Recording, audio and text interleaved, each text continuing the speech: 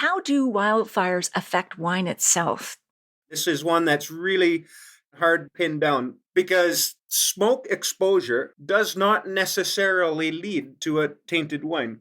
In fact, finding molecules responsible for smoky aromas in your wine or grapes does not necessarily mean that the wine is not a good wine. So there's a lot of murkiness about this and perhaps misunderstanding. But yes, definitely it is very possible that smoke from wildfires, in some instances distant wildfires, can drift into a vineyard. That post berries on period grapes are most susceptible to leading to tainted wine.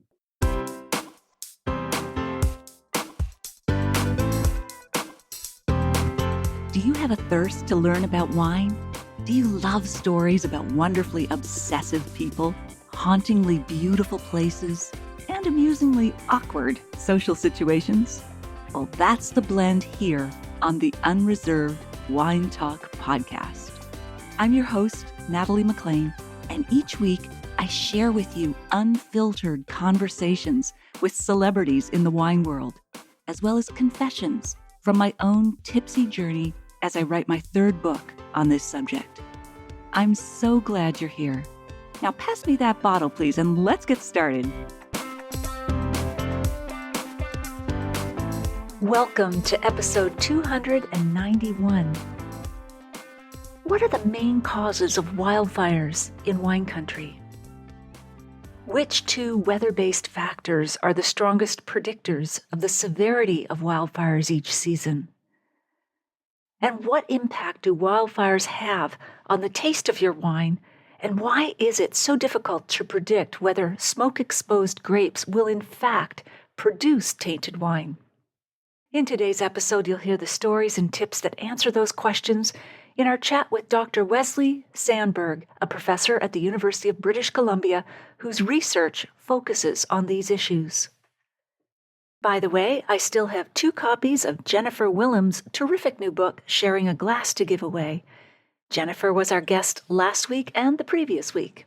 All you have to do is email me at natalie@nataliemclean.com and let me know that you'd like to win a copy. I'll choose 2 people randomly from those who contact me. If you haven't won a book yet, now's your chance, and keep listening as my goal is to offer lots more books and other prizes with every episode. In other book news, it's taken me a month to finish recording the audio version for Wine Witch on Fire, Rising from the Ashes of Divorce, Defamation, and Drinking Too Much. But I finally wrapped it up at the end of May. I booked off about 2 hours a day, most days, to record 2 to 3 chapters at a time. And you might be thinking, wait, Nat, your audiobook is 60 hours long? No, relax. It's only, air quotes, 8 hours, which is actually pretty average for an audiobook. So was I drinking while recording? I mean, what took you so long, Nat, you might ask? Well, in the audiobook industry, they talk about finished hours, meaning the actual length of the final book as opposed to how long the recording took. The latter is always much longer because of mistakes, mispronouncing or swallowing words, accidentally skipping a sentence, coughing, sniffing, sniveling, and all kinds of other fumbles. In fact, it becomes a celebratory moment when you can make it through just one sentence without a retake. Woohoo! Try talking out loud for 2 hours straight, and you'll start to get a feeling for what I mean.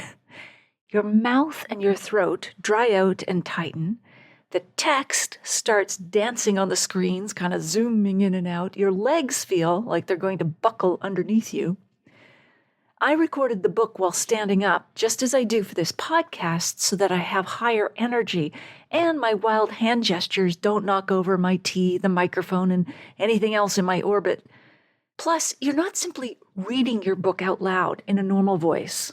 You are performing it for an audiobook as if you're on stage for a live audience. So this intense process feels a bit hallucinatory at times, especially when you're not a professional audiobook narrator.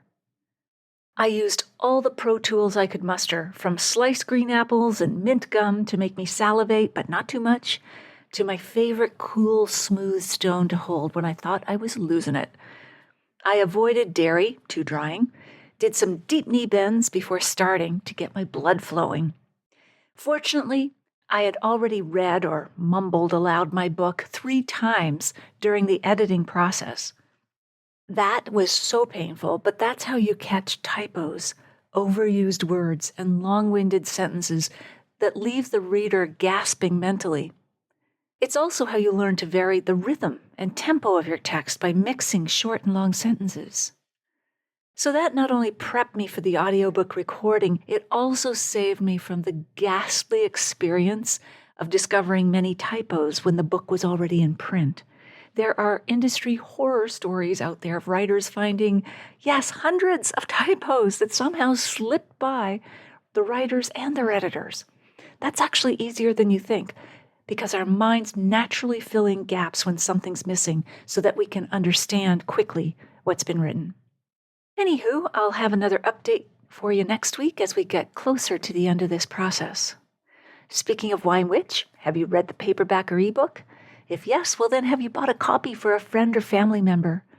Please consider doing that if you'd like to support this podcast that I do on a volunteer basis to ensure it continues.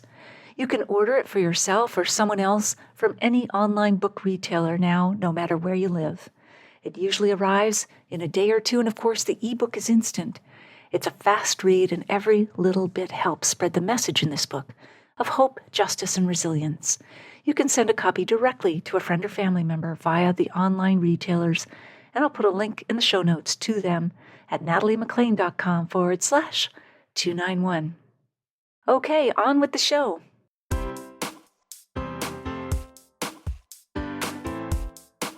Before beginning his independent research career at the University of British Columbia, Wes Zandberg earned a PhD in chemistry at Simon Fraser University. He says he loved the rainy weather so much in the Fraser Valley that he remained at SFU, completing his postdoctoral research. Wes is fascinated with glycoscience, which we'll ask him about. As far as I can understand it, the molecular analysis of sugars and carbohydrates, and he has developed both analytical tools and methods for their study. His research includes the analysis of milk and dairy products, mucus, fungi, seaweeds, placental tissues, and wine and grapes, which is what we're going to focus on. Wes spends his free time shuttling his kids between sporting events and piano practices. He occasionally makes wine, and he joins us now from his office at UBC in Kelowna. Welcome, Wes. We're so glad you're here. Thank you, Natalie, for having me. It's a pleasure to be here. Awesome. Great. Okay. Before we dive into wine and wildfires, tell us a little bit about making wine. Was this in your home or at a winemaking facility? Just curious. Yeah, viewers are probably going to gasp when I say this, but I started making wine in graduate school. With air quotes for those who are listening. Because in the Fraser Valley, actually, there's ample blackberries, and I picked those and made wine out of that. So it's debatable if anything fermented that's not grape is technically wine. However, this actually did sort of spark in me a real interest in wine chemistry because quite obviously a berry or a plum or an apple or whatever is not a grape. And so this becomes an instance of chemical reverse engineering. What is missing in these other things that is present in a grape, and how can I tweak the conditions to make something like a blackberry Bordeaux or something like that? So honestly, that is how I got into making wine. I didn't actually make wine from grapes until I started my smoke taint research. And then I've been making wine, of course, in the lab. That is fascinating. Is anything unusual ever happened when you were making either the blackberry wine or the wine in your lab? Oh, yikes. Lots of unusual things. I would say one of the most life-threatening things happened to me while I was picking berries. I found that the cleanest berries and the ripest would be growing along irrigation or drainage ditches along farmers' fields, and was happily picking next to a herd of dairy cattle one day and failed to realize there was a rather irate bull in the field. I sprinted to safely, actually, and saved about 3 gallons of berries. So I think I have a record for fastest sprint through blackberry thorns carrying berries. That's something. That's great. So my work is on smoke taint, and we'll talk about that in a little bit. But obviously, one thing we do is we make wine from smoke exposed berries and hopefully controls. And we did that 1 year and then got a bunch of experts, some people that are better at tasting wines than me. And interestingly, this panel preferred the smoked wine to the non-smoked wine, which might actually say something about our skill in making wine. I'm not sure. But they could certainly tell the difference, but the preference was for the smoky one.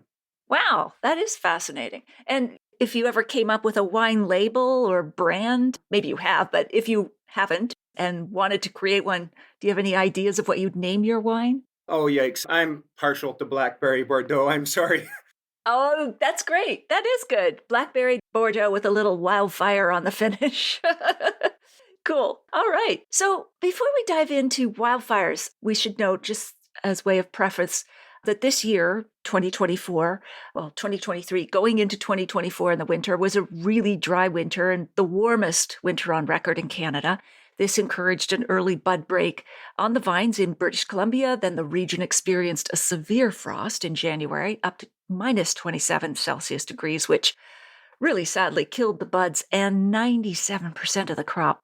While wineries are selling stock from previous vintages, this is going to have a ripple effect, not just for this year's vintage, but for several years to come, since vines don't recover from frost damage in just 1 year. So BC wineries are already behind the eight ball before the wildfire season has started.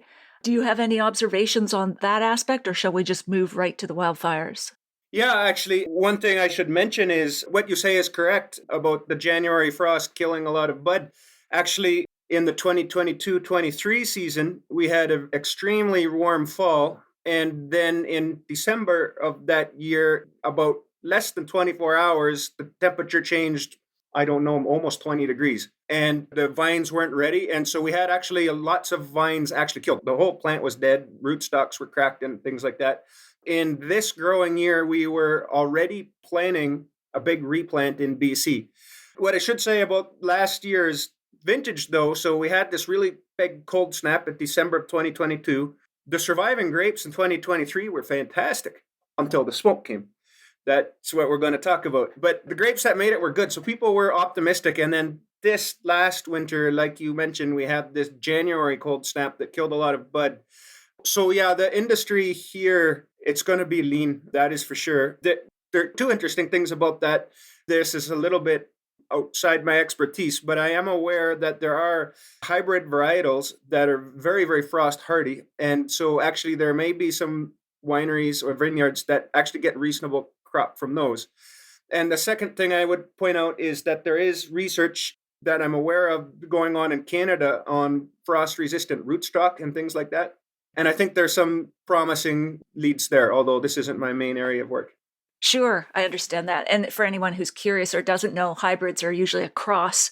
They're not the traditional or classic Venus vinifera grapes like your Chardonnay or Cabernet and so on. They can still make good wines, but they tend to be like Baco Noir is one, Vidal is another, Seville Blanc. Those are examples of hybrid grapes that they are, as you say, more winter resistant, winter hardy, the vine stock. Great. Okay. So apart from human error and lightning, how do a lot of these wildfires start, or is that the majority cause? Yeah, that is, of course, the vast majority. In 2021, we had some pretty serious fires in the Kelowna region. The Kelowna is in the middle of BC's Okanagan Valley. And so the entire Okanagan, particularly the south, is where the majority of BC's grapes are.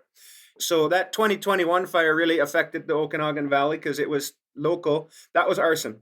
So I wouldn't call arson human error because it's human malevolence or I don't know. Yeah, those are the main ones. There has been some suspicion that some BC fires were sparked by trains. So that the wheel sparks. And of course, logging operations can spark. But because of those concerns, of course, many logging outfits close down in the summer, especially when it's very, very dry. They just won't work. But yeah, vast majority is lightning and human caused.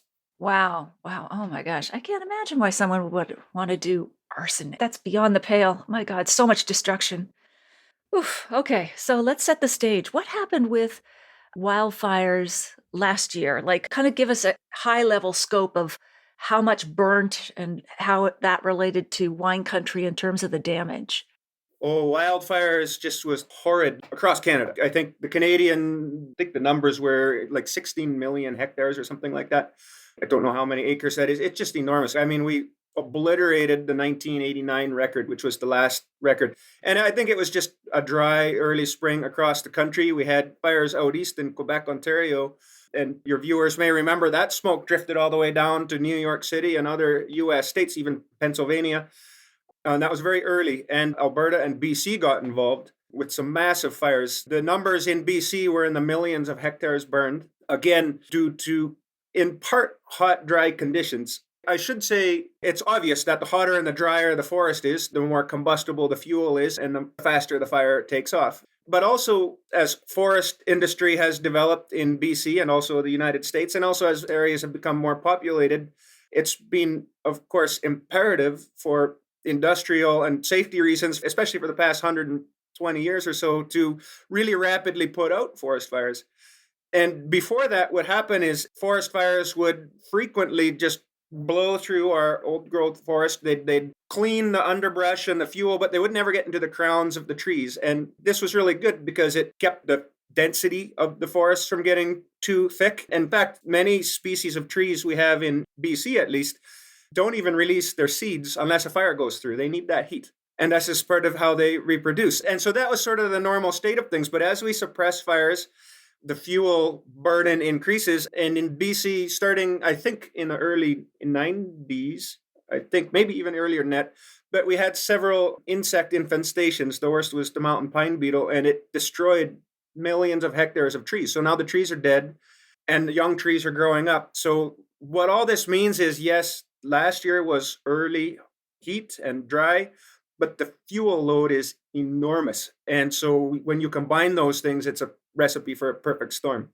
Absolutely. And I love the terms fuel low, like all the dry brush, the dead trees. I mean, that just builds up. And as you say, usually Mother Nature would take care of this naturally in the past, but humans have intervened, and fire suppression is not letting these fires burn where perhaps they should.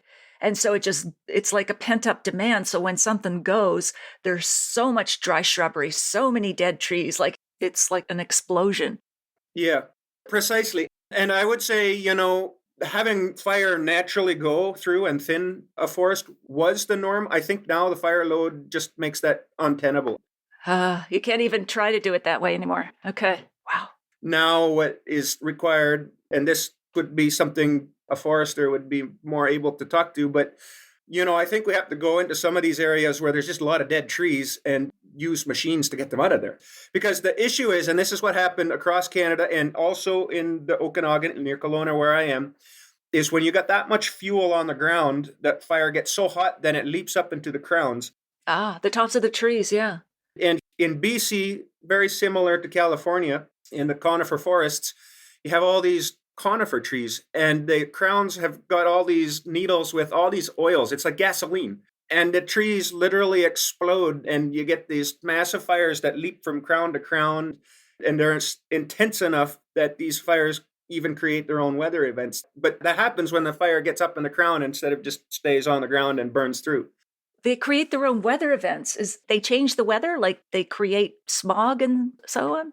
Well, that too, but I mean, I think suck the oxygen into the fire at such a rate that it creates things like tornadoes and things like that. So we have in BC, I know that we have instances where crown fires are so vicious that entire burning trees are yanked out of the ground, roots and all, and they're flung across an entire valley. Oh my gosh, by nature, just by force of the... It's just like the tornado, the whirlwind just pulls them out. We didn't have something quite so serious here last year, but this is the real risk, right? Because when the fire gets that high in the trees, then you get embers and things that are launched miles. And that's exactly what happened last year in August. Like I mentioned, we had a 2022 vine kill from frost. The surviving grapes were fantastic from all that I've heard. And then in August 15, I think, on the west side of Okanagan Lake, so it's about 140-kilometer long lake that just runs right up the valley. And Kelowna is kind of straddled on both sides of that lake, right in the middle of wine region. We had a fire start on the west side. It just raced down the hill, burned a whole resort, about 75 structures or something like that. Just raced down. And on the east side of the lake, I mean, that's a 3 kilometer, maybe a little bit more jump. Everybody was watching there and they were like, yikes, that looks bad. And then suddenly sparks just fly kilometers across the lake. And it starts again on the Kelowna side. And so at the peak of that fire, I think we had 35,000 people evacuated, over 100 structures burned. And it was right next to some reasonably large vineyards. Of course, there was some vine damage, not a lot, but some. But the big risk, of course, is we just had weeks and weeks. The surviving grapes sucked in fresh local smoke. And that's the big risk. Yeah. And that's where we're heading to our discussion. Oh, that's incredible. Wow. It's so visual. It's like the special effects you would expect in a movie, except this is real life. Fire, tornadoes, and trees ripped out of their roots by oxygen getting sucked in. Oh, my goodness. Okay. So, although there were several small wildfires in April of this year near Oliver, which is also the Okanagan Valley, they have since been contained. The current wildfires near Fort Nelson are about 1,400 kilometers away, and this is as of June 5th, 2024. However, those in wine country are bracing for wildfires that could be worse than last year. Why did the wildfires start so early this year, Wes? Well, the ones up north, mainly because we had an unusually mild and dry winter. And this was predicted. We knew heading into this winter that it was an El Nino year. And El Nino is what? It's the warm ocean currents that come up from South America? I believe so. That the technical definition we would have to look up, but I believe if the ocean surface temperature stays above average for a certain length of time, it's considered an El Nino, and that predictably affects the climate, especially on the West Coast. And it means it's going to be milder. It actually, in some parts of the West Coast, in particular California and southern BC, it means we're wetter. And the normally dry parts got drier. And that was particularly pronounced up north where we had these early fires. And on top of that, the two big ones that I'm aware of, there was one in Fort Nelson and one in Fort McMurray, which is in Alberta. And the Fort Nelson one was sparked by power poles going down and sparking a fire. So we had sort of a dry condition and then a human-caused fire, I guess you could say. The Fort McMurray one, interestingly, was a forest fire that had been burning all winter. Is that what they call a zombie fire or a holdover fire? Yeah, actually haven't heard the term before, but yes, that makes sense. Zombie? The Walking Dead, they come alive again and as soon as the season returns. So what happens is these fires are so hot that they can kind of follow stumps and roots under the ground, or they can get into peat, and then it just sort of smolders under a blanket of snow. So it just... Even without a lot of oxygen, they can stay alive. Wow, sort of. There's so little oxygen that it doesn't flame, but it stays hot enough but it stays that hot. when the snow disappears, you get a fire pop up. And so, yes, this is frequent, I think, and that was what happened in the Fort McMurray fire. Wow, okay.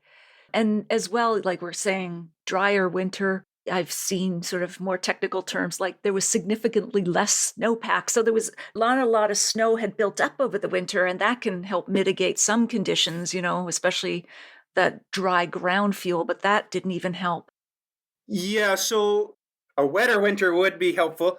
Drier winter increases the risk. What's really, really quite important, though, is independent of whether it's a wet or a dry winter, what's quite critical for this part of Canada in particular is how late spring is. So how quickly does the snow we have, whether it's normal or not, evaporate or run off? And the second thing is do we actually get adequate seasonal rains? So actually in this part of the world, it is naturally dry, but we actually have a bit of a rainy period in June trailing into July. Right. And that's peak fire season too, isn't it? Well, that's just before it, but... Oh, just before it. Okay. I think so, yeah. But that's really critical because, you could have a dry winter and then have adequate rains. So this is sort of the situation we've had in the Okanagan, at least this year. We did have a dry winter, but we had a really, really cool, wet spring. So that's good. Now, we could flip that and go into really hot, dry summer, but we've got some moisture in the ground now. That is not the case up north, and that is, I believe, the influence of El Nino. So we have to keep two things in mind: is the winter wet and is there moisture in the ground there? But also, do we just get the normal amount of seasonal rains, which does, well, basically it doesn't stop fire risk, but it kind of creates a more normal fire season. Sure. Now, again, I know you've already mentioned forestry isn't your expertise, but still, it's really helpful to, really put this in a good framework. One of the things, if I understand correctly, is that the Forestry Service has satellites and drones that monitor these hotspots or zombie fires or holdover fires or whatever. And you can put them out. The best time of the year is January when it's cold and damp, I guess. But is that part of the ongoing kind of monitoring, and has that been effective, or, what are your thoughts on that? I don't know. That's a really good question. I mean, we do have technology, some of it's satellite based, where we can get a pretty good infrared picture of things. I don't know if it's just not possible to dig those fires out in the winter. It may not be, but I doubt that. I do also think that a lot of the fire service is disbanded in the winter because there's less risk. So I think maybe because they're not a 12-month year round organization, they just don't have the resources.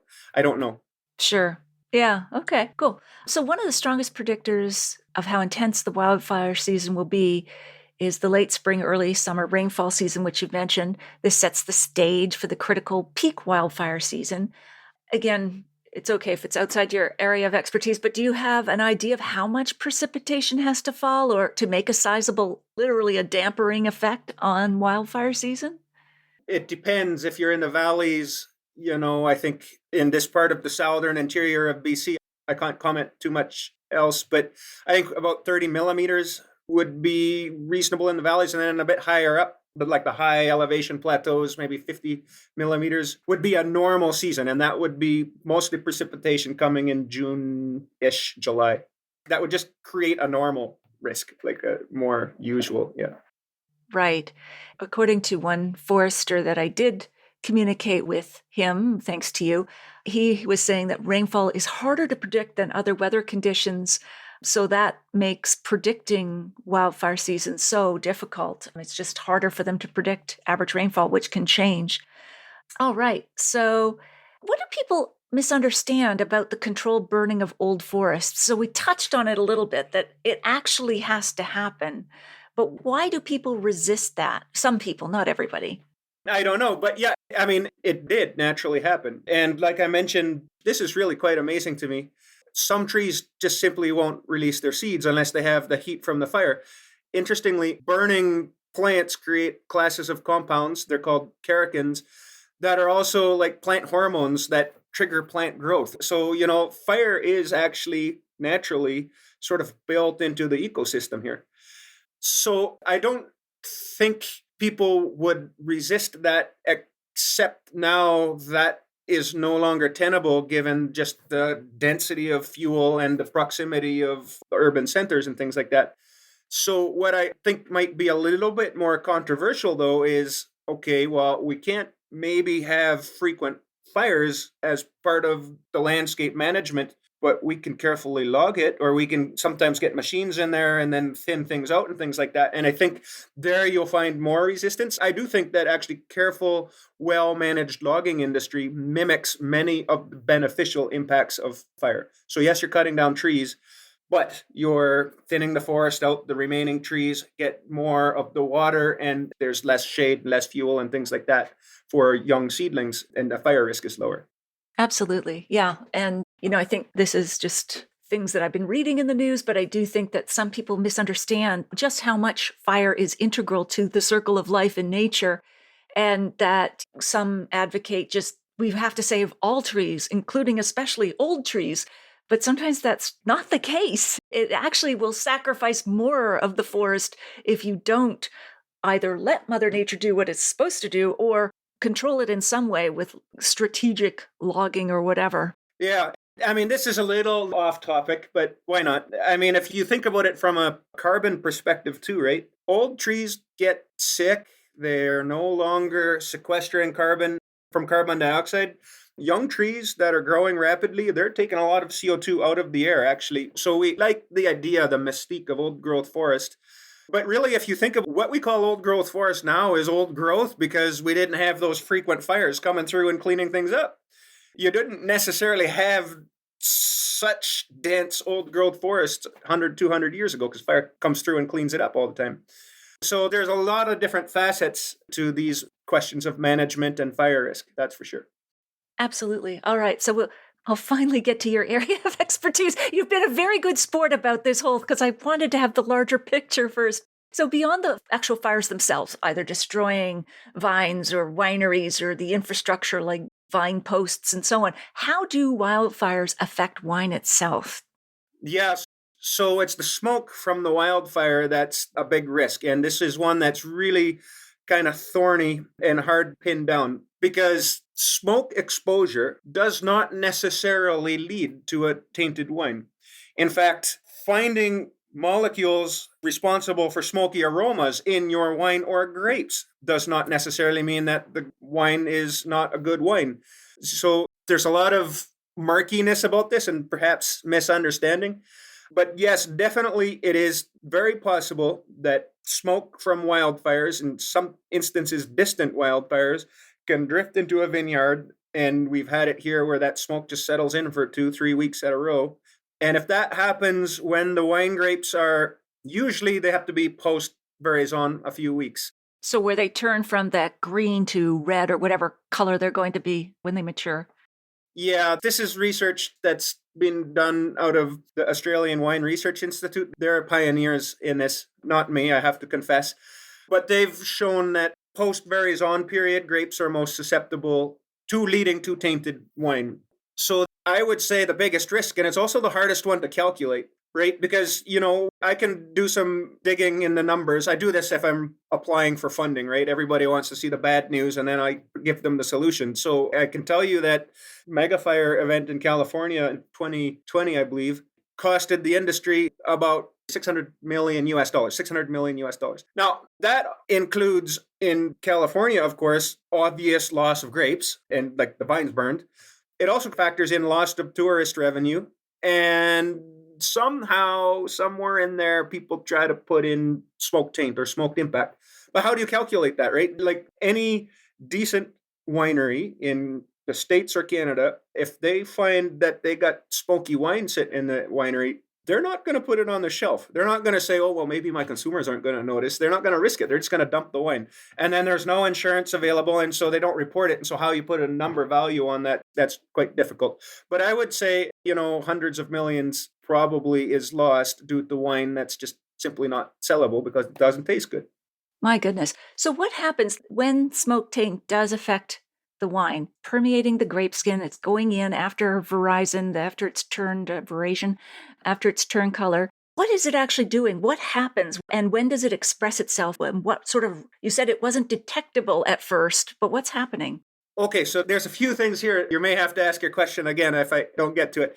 We talk about smoke taint, but I would like to propose a different word just to clarify things a little bit, and that it would be smoke impact. So smoke is produced when biomass, wood, plants, other things burns. And plants, the major structural material in plant, a biochemist would call lignocellulose, right? So it's basically lignin. That's like the stuff that makes plants waterproof, and the cellulose and other things is what makes it rigid. It's kind of like the rebar of a plant. It makes it strong.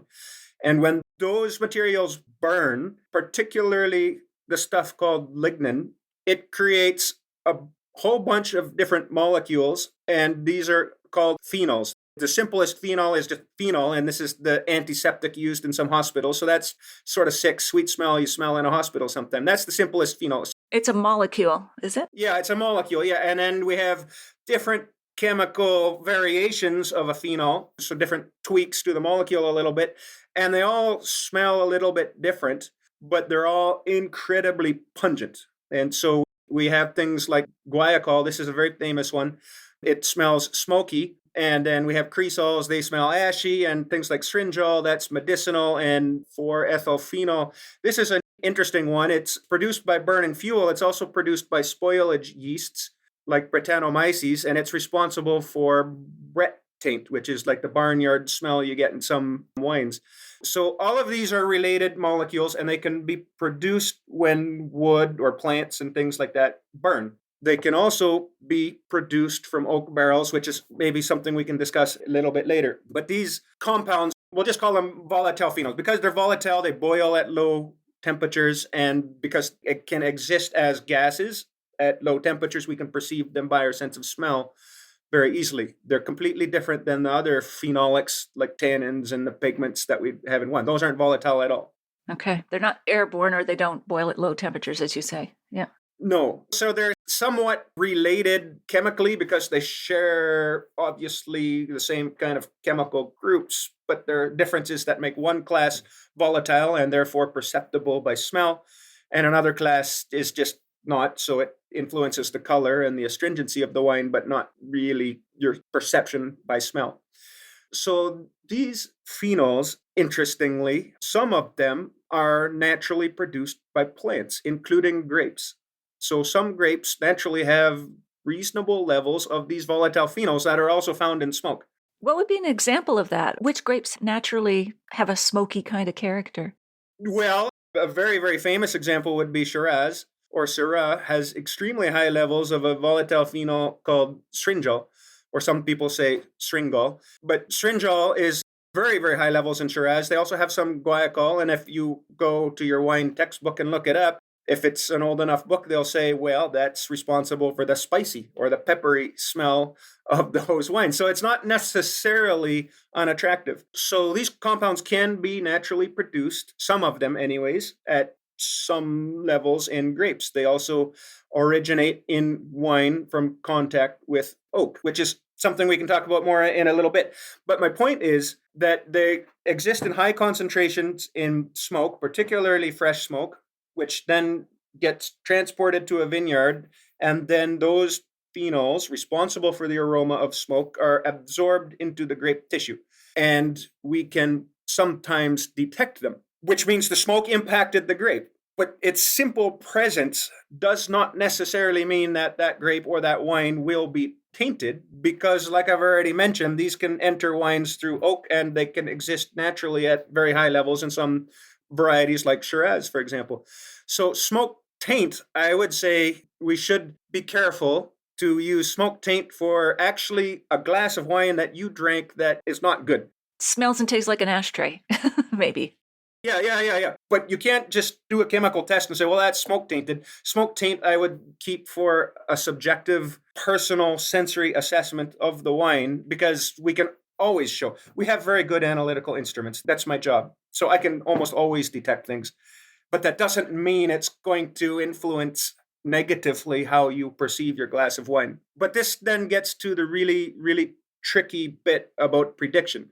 So I mentioned these phenols. There's about 10 to 12 common ones that we look for with our analytical tests. And we know they're in smoke, and we know that these things are responsible for the aroma of smoky whiskeys, like a peaty whiskey, or smoked meat, or even they naturally occur in plants like tomato and basil, right? One of the main things that gives basil its taste are volatile phenols that are also found in smoke.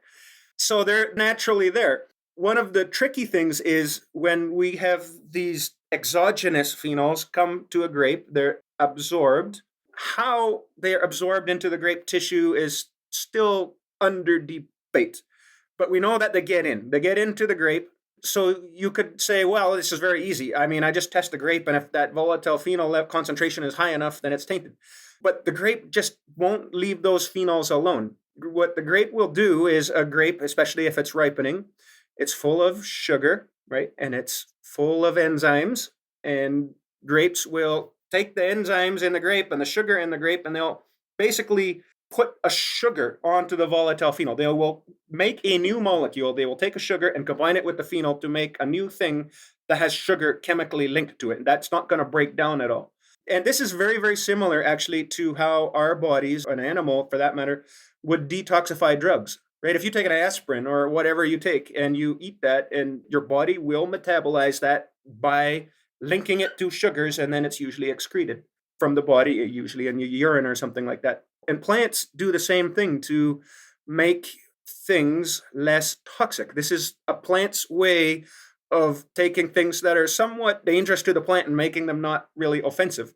It's very, very common biochemically, even like I said, in people. But what happens then is two things. One is you can take a single volatile phenol, just take guaiacol. That's one of the most pungent, okay? And just so you take guaiacol, but you can put many different combinations of sugar on there. Not just one product is formed. So it's really difficult to know what you're looking for, first of all. And second of all, if you take a phenol and put a sugar on it, the whole new thing that the plant produced is basically sugar-like. In other words, you can't smell it. It's not volatile. It's just hanging out in the grape, well behaved. You can eat that grape and it tastes perfectly fine, right? So you don't actually normally have exceedingly high concentrations of these volatile phenols in smoke exposed grapes. It's a really, really difficult analytical chemistry question. What happens then is you have grapes that taste fine, they smell fine, you don't really have high levels detectable by the testing labs. So the winery goes to harvest those grapes and then they macerate and squash and they do all kinds of fun things in the winery, and then they add the yeast. And the yeast has enzymes that are dedicated to breaking sugars off of things. That is kind of a requirement, for fermentation, breakdown of sugars and things like that. And so yeast take these phenols that you can't smell because they're behaving more like the sugars to which they are attached, and the yeast breaks that sugar off. And now the phenol is free again. And so what the big risk is grapes that smell fine, that then 5 months later, we've got 20,000 liters of tainted wine. Right, because the yeast has resurrected those smoke taint molecules, and now it's expressing itself, but only post-fermentation. And as you say, they've already spent the money on harvesting the grapes, making it, and then they're left with all this unsellable wine. Holy, wow. Yeah, and also, of course, wine is no longer a crop. So if you've picked it and fermented Why it... is that? It's not a crop? Well, no, grape is a crop. So if it's on the vine in the vineyard, it's considered a crop. So crop insurance applies. Once you've picked it, I can't technically call it a crop anymore because you did something to it. So then you're not eligible for crop insurance. Maybe there's some other insurance, but right. So insurers, if you suspect your grape is tainted, but again, you might not because it tastes fine and it smells fine and the testing lab comes back and says your numbers look good. And a vineyard in my part of Canada, we're not as hot consistently as California. We can't produce the yields that the southern vineyards can. So vineyards here, wineries, they need every grape they can get. They might just harvest at risk anyways. But the point is that once you've picked it, there's no real possibility of crop insurance anymore. Wow. Okay. My goodness, that's really painting them into a box.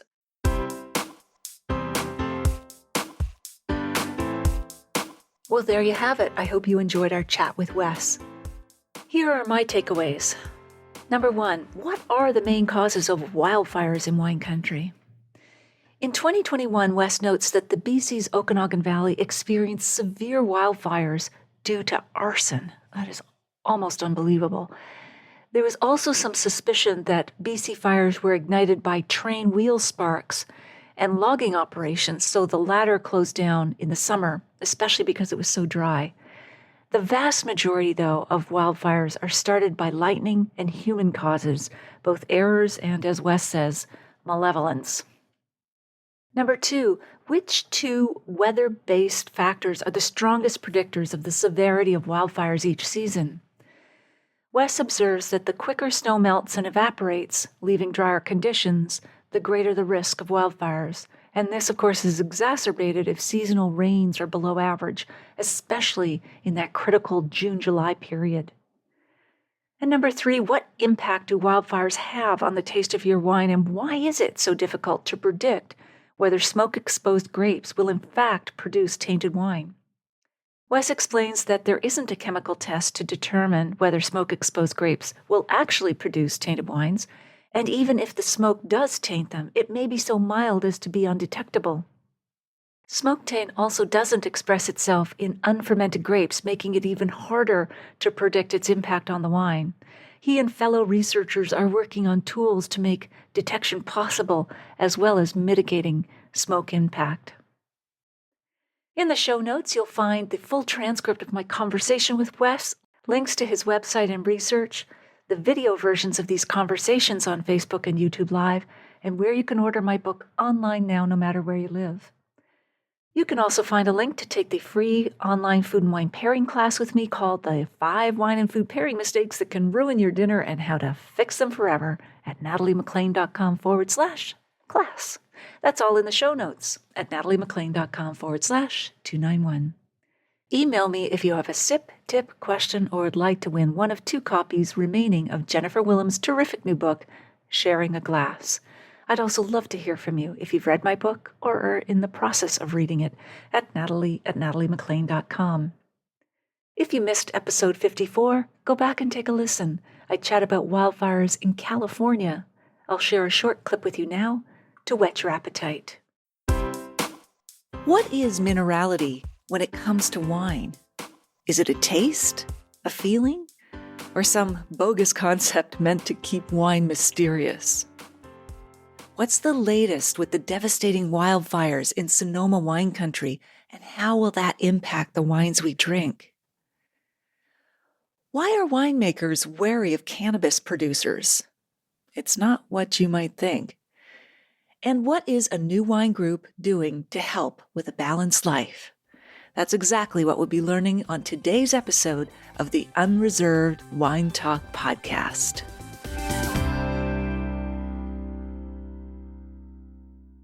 You won't want to miss next week when we continue our chat with Wes. If you liked this episode or learned even one thing from it, please email or tell one friend about the podcast this week, especially someone you know who'd be interested in learning more about wildfires and their impact on both the wines you drink and the environment. It's easy to find the podcast. Just tell them to search for Natalie McLean Wine on their favorite podcast app, or they can listen to the show on my website. Thank you for taking the time to join me here. I hope something great is in your glass this week. Perhaps a vibrant BC Riesling.